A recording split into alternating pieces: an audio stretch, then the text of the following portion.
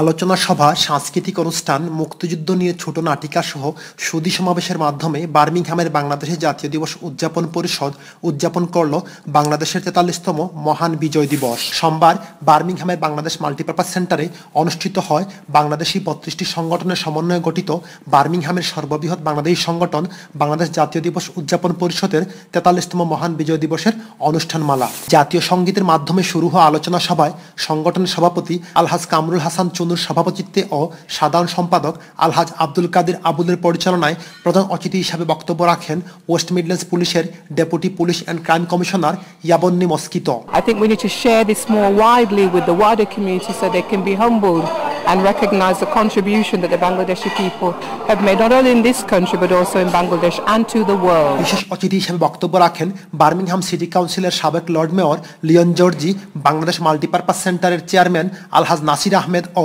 ফ্রান্সের সাবেক বাংলাদেশ রাষ্ট্রদূত doctor Tozammel Haque Tony MBE.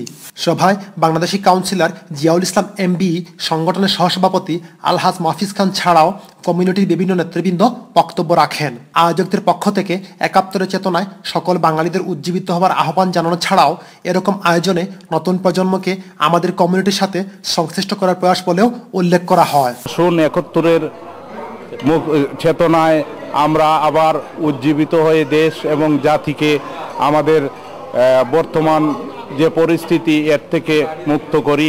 We are holding the program to encourage our youngster to understand what is our community, what is our heritage, and this organization is doing our level best to bring a whole community together. আলোচনা সভা শেষে সাংবাদিক ও নাট্যকর্মী আব্দুল আহাদ সুমনের পরিচালনায় সন্ধ্যায় নাট্য গ্রুপের মুক্তিযুদ্ধ ভিত্তিক ছোট নাটিকা ছাড়াও ছিল আমিনা বেগম ও কাউসারুল ইসলাম সুমনের কবিতা আবৃত্তি এবং স্থানীয় শিল্পী শেবুলের মনোমুগ্ধকর সঙ্গীত।